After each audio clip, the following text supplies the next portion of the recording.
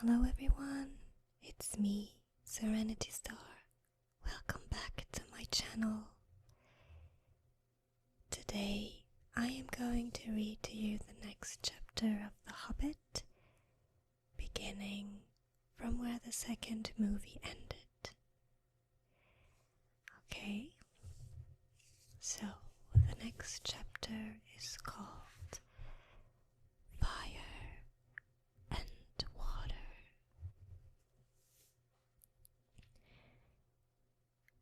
The chapter begins on page 225. Now if you wish, like the dwarves, to hear news of Smaug, you must go back again to the evening when he smashed the door and flew off in rage 2 days before.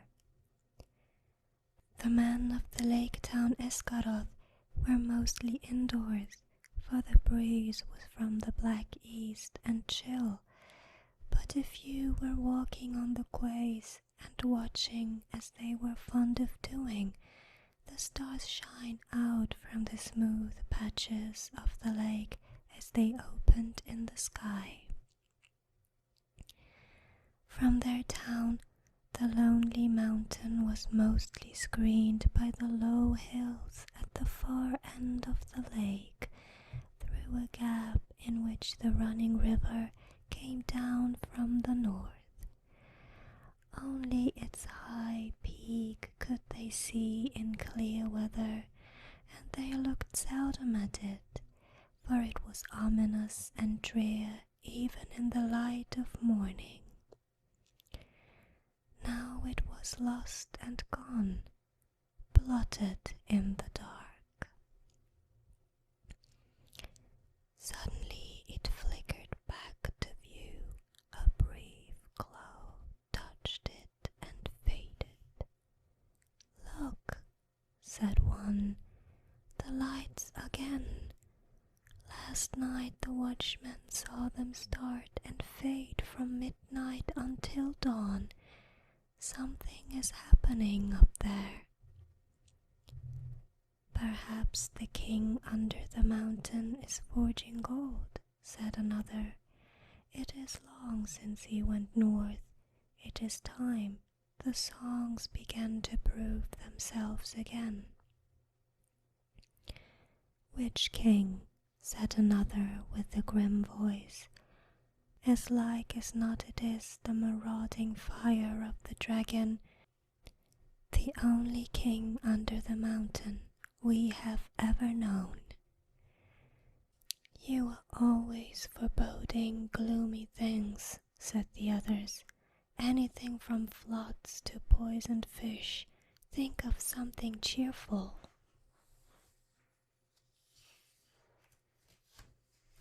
Then suddenly a great light appeared in the low place in the hills, and the northern end of the lake turned golden. "The king beneath the mountain," they shouted. "His wealth is like the sun, his silver like a fountain, his rivers golden run. The river is running gold from the mountain," they cried, and everywhere windows were opening and feet were hurrying. There was once more a tremendous excitement and enthusiasm, but the grim-voiced fellow ran hot-foot to the master. "The dragon is coming, or I am a fool," he cried. "Cut the bridges! To arms! To arms!"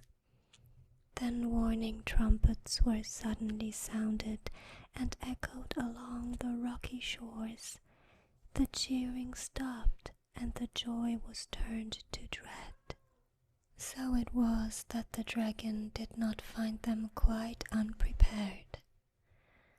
Before long, so great was his speed, they could see him as a spark of fire rushing towards them and growing ever huger and more bright, and not the most foolish doubted that the prophecies had gone rather wrong. Still they had a little time.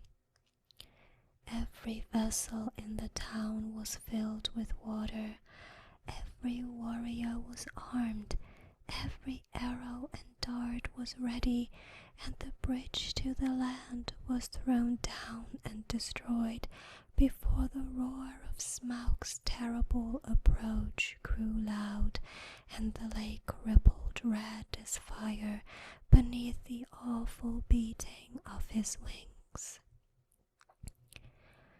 Amid shrieks and wailing and the shouts of men, he came over them, swept towards the bridges, and was foiled. The bridge was gone, and his enemies were on an island in deep water, too deep and dark and cool for his liking. If he plunged into it, a vapor and steam would arise, enough to cover all the land with a mist for days. But the lake was mightier than he. It would quench him before he could pass through. Roaring, he swept back over the town. A hail of dark arrows leaped up and snapped and rattled on his scales and jewels, and their shafts fell back kindled by his breath, burning and hissing into the lake. No fireworks you ever imagined equaled the sights that night.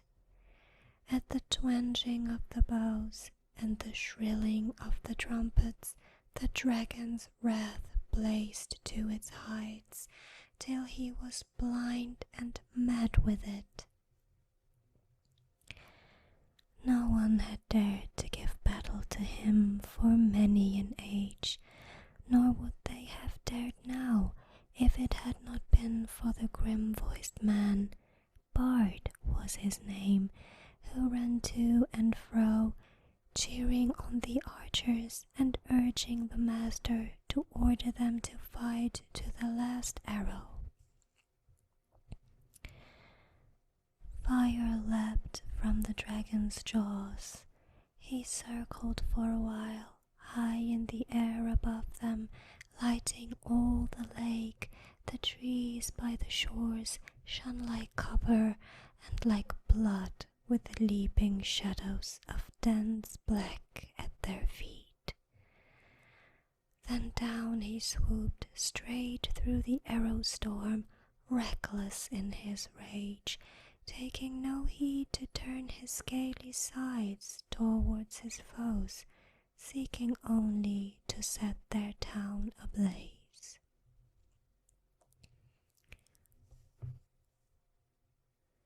Fire leaped from thatched roofs and wooden beam ends as he hurtled down and past and round again, though all had been drenched with water before he came. Once more water was flung by 100 hands wherever a spark appeared. Back swirled the dragon, a sweep of his tail, and the roof of the great house crumbled and smashed down. Flames unquenchable sprang high into the night. Another swoop, and another house, and then another sprang afire and fell, and still no arrow hindered Smaug or hurt him more than a fly from the marshes. Already men were jumping into the water on every side. Women and children were being huddled into laden boats in the market pool. Weapons were flung down.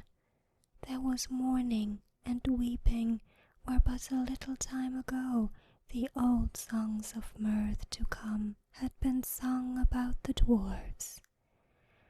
Now men cursed their names. The master himself was turning to his great gilded boat, hoping to row away in the confusion and save himself.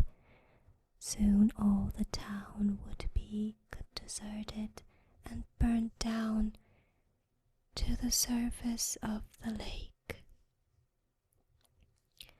That was the dragon's hope. They could all get into boats for all he cared. There he could have fine sport hunting them, or they could stop till they starved. Let them try to get to land and he would be ready. Soon he would set all the shoreland. Woods ablaze and wither every field and pasture. Just now he was enjoying the sport of town baiting more than he had enjoyed anything for years. But there was still a company of archers that held their ground among the burning houses. Their captain was Bard, grim-voiced and grim-faced, whose friends had accused him of prophesying floods and poisoned fish, though they knew his worth and courage. He was a descendant in long line of Gideon, Lord of Day, whose wife and child had escaped down the running river from the ruin long ago. Now he shot with a great yew bow till all his arrows but one were spent. The flames were near him, his companions were leaving him. He bent his bow for the last time. Suddenly, out of the dark, something fluttered to his shoulder. He started, but it was only an old thrush. Unafraid, it perched by his ear, and it brought him news. Marveling, he found he could understand its tongue, for he was of the race of Dale. "Wait, wait," it said to him. "The moon is rising. Look for the hollow of the left breast as he flies and turns above you." And while Bard paused in wonder, it told him of tidings up in the mountain and of all that it had heard. Then Bard drew his bowstring to his ear. The dragon was circling back, flying low, and as he came, the moon rose above the eastern shore and silvered his great wings. "Arrow," said the bowman, "Black Arrow, I have saved you to the last. You have never failed me, and always I have recovered you. I had you from my father, and he from of old. If ever you came from the forges of the true king under the mountain, go now and speed well." The dragon swooped once more lower than ever, and as he turned and dived down, his belly glittered wide with sparkling fires of gems in the moon. But not in one place. The great bow twanged. The black arrow sped straight from the string, straight for the hollow by the left breast, where the foreleg was flung wide.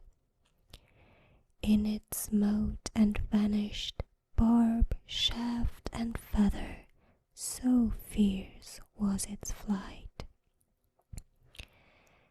With a shriek that deafened men, felled trees and split stone, Smaug shot spouting into the air, turned over and crashed down from on high in ruin. Full on the town he fell. His last throw splintered it to sparks and gleeds. The lake roared in. A vast steam leaped up, white in the sudden dark under the moon. There was a hiss, a gushing whirl, and then silence. And that was the end of Smaug and Esgaroth, but not of Bard. The waxing moon rose higher and higher, and the wind grew loud and cold. It twisted the white fog into bending pillars and hurrying clouds, and drove it off to the west to scatter in tattered shreds over the marshes before Mirkwood. Then the many boats could be seen dotted dark on the surface of the lake, and down the wind came the voices of the people of Esgaroth, lamenting their lost town and goods and ruined houses. But they had really much to be thankful for, had they thought of it, though it could hardly be expected that they should just then. 3/4 of the people of the town had at least escaped alive. Their woods and fields and pastures and cattle and most of their boats remained undamaged, and the dragon was dead. What that meant they had not yet realized. They gathered in mournful crowds upon the western shores, shivering in the cold wind, and their first complaints and anger were against the master who had left the town so soon while some were still willing to defend it. He may have a good heed for business, especially his own business, some murmured, but he is no good when anything serious happens. And they praised the courage of Bard and his last mighty shot. If only he had not been killed, they all said, we would make him a king. Bard, the dragon shooter of the line of Gideon. Alas, that he is lost. And in the very midst of their talk, a tall figure stepped from the shadows. He was drenched with water, his black hair hung wet over his face and shoulders, and a fierce light was in his eyes. Bard is not lost, he cried. He dived from Esgaroth when the enemy was slain. I am Bard of the line of Gideon. I am the slayer of the dragon. King Bard, they shouted, but the master ground his chattering teeth. Gideon was Lord of Dale, not King of Esgaroth, he said. In the lake town we have always elected masters from among the old and wise, and have not endured the rule of mere fighting men. Let King Bard go back to his own kingdom. Dale is now freed by his valor, and nothing hinders his return. And any that wish can go with him, if they prefer the cold stones under the shadow of the mountain to the green shores of the lake. The wise will stay here and hope to rebuild our town and enjoy again in time its peace and riches. We will have King Bard, the people near at hand shouted in reply. We have had enough of the old man and the money counters. And people further off took up the cry, up the bowman and down with money bags, till the clamor echoed along the shore. I am the last man to undervalue Bard the bowman, said the master warily, for Bard now stood close beside him.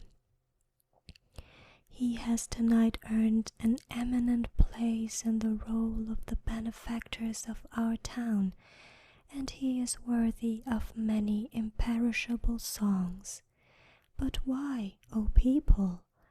And here the master rose to his feet and spoke very loud and clear.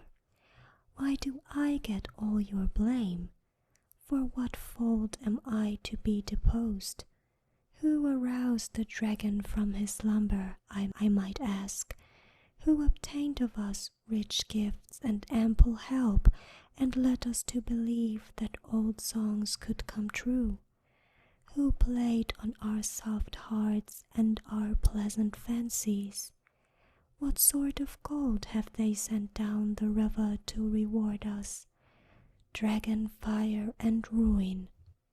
From who should we claim the recompense of our damage and aid for our widows and orphans? As you see, the master had not got his position for nothing. The result of his words was that for the moment the people quite forgot their idea of a new king and turned their angry thoughts towards Thorin and his company. Wild and bitter words were shouted from many sides, and some of those who had before sung the old songs loudest were now heard as loudly crying that the dwarfs had stirred the dragon up against them deliberately. "Fools," said Bard, "why waste words and wrath on those unhappy creatures? Doubtless they perished first in the fire before Smaug came to us." Then even as he was speaking, the thought came into his heart of the fabled treasure of the mountain lying without guard or owner, and he fell suddenly silent. He thought of the master's words and of Dale rebuilt and filled with golden bells if he could but find the men. At length he spoke again. "This is no time for angry words, master, or for considering weighty plans of change. There is work to do. I serve you still, though after a while I may think again of your words and go north with any that will follow me." Then he strode off to help in the ordering of the camps and in the care of the sick and the wounded. But the master scowled at his back as he went and remained sitting on the ground. He thought much but said little, unless it was to call loudly for men to bring him fire and food. Now everywhere Bard went, he found talk running like fire among the people concerning the vast treasure that was now unguarded. Men spoke of the recompense for all their harm that they would soon get from it, and wealth over and to spare with which to buy rich things from the south, and it cheered them greatly in their plight. That was as well, for the night was bitter and miserable. Shelters could be contrived for few. The master had one, and there was little food. Even the master went short. Many took ill of wet and cold and sorrow that night, and afterwards died, who had escaped uninjured from the ruin of the town, and in the days that followed there was much sickness and great hunger. Meanwhile Bard took the lead and ordered things as he wished, though always in the master's name, and he had a hard task to govern the people and direct the preparations. for their protection and housing. Probably most of them would have perished in the winter that now hurried after autumn if help had not been to hand.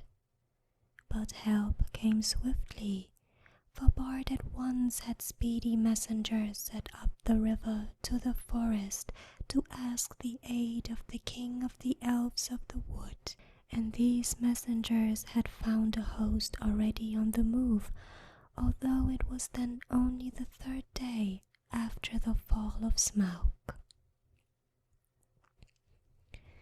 The Elven King had received news from his own messengers and from the birds that loved his folk, and already knew much of what had happened. Very great indeed was the commotion among all things with wings that dwelt on the borders of the desolation of the dragon. The air was filled with circling flocks, and their swift flying messengers flew here and there across the sky. Above the borders of the forest there was whistling, crying and piping. Far over Mirkwood tidings spread. Smaug is dead. Leaves rustled and startled ears were lifted. Even before the Elven King rode forth, the news had passed west right to the pine wood of the Misty Mountains. Beorn had heard it in his wooden house, and the goblins were at council in their caves. That will be the last we shall hear of Thorin Oakenshield, I fear, said the king. He would have done better to have remained my guest. It is an ill wind all the same, he added, that blows no one any good. For he too had not forgotten the legend of the wealth of Thror. So it was that Bard's messengers found him now marching with many spearmen and bowmen, and crowds were gathered thick above him, for they thought that war was awakening again, such as had not been in those parts for a long age.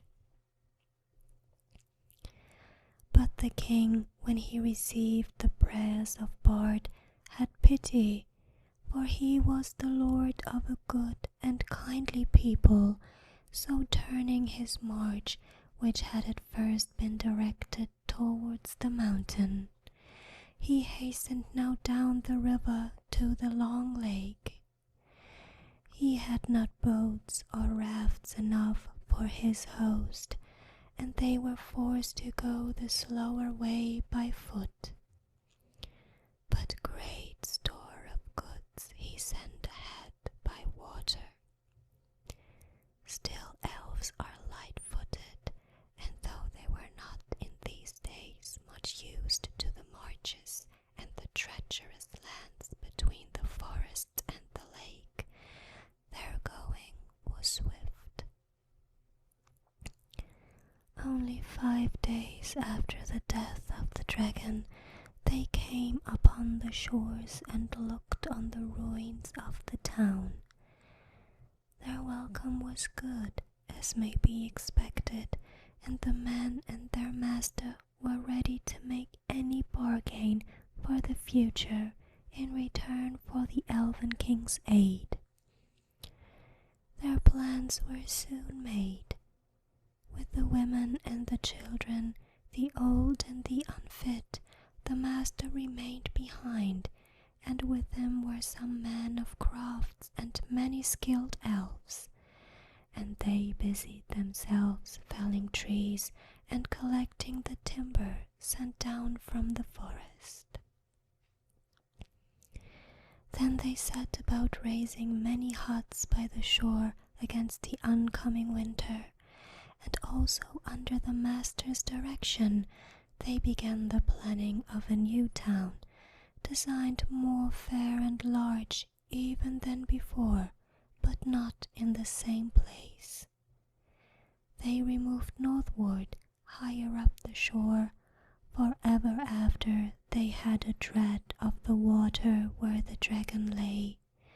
He would never again return to his golden bed, but was stretched cold as stone, twisted upon the floor of the shallows. There for ages his huge bones could be seen in calm weather amid the ruined piles of the old town. But few dared to cross the cursed spot, and none dared to dive into the shivering water or recover the precious stones that fell from his rotting carcass.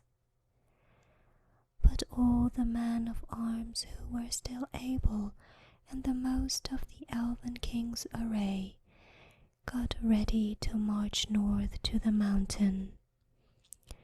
It was thus that in 11 days from the ruin of the town, the head of their host passed the rock gates at the end of the lake and came to the desolate lands.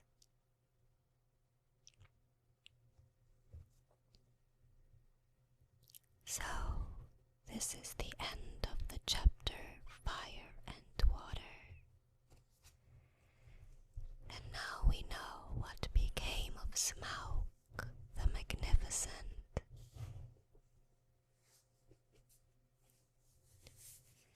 If you want to know what happens next,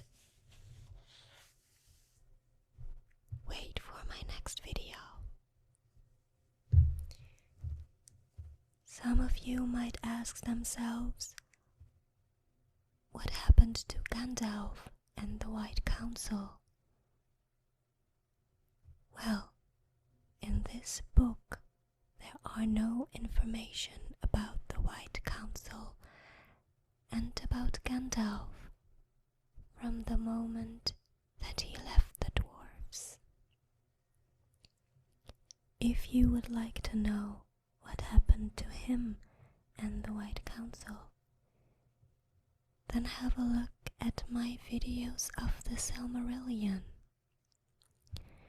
In the chapters that are called Of the Third Age and the Rings of Power, the stories of the Silmarillion and the Hobbit meet each other. And there is where you can find what happens to Gandalf and the White Council. I am going to put a link in the inscription box so that you can find them. At the moment they are still at a very bad audio quality, but I am remaking them.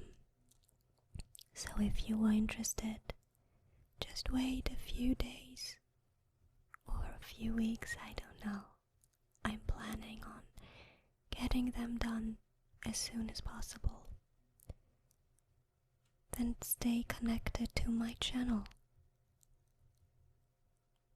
and inform yourself before the movie comes out. I hope you enjoyed this video. Thanks for watching, and thanks a lot.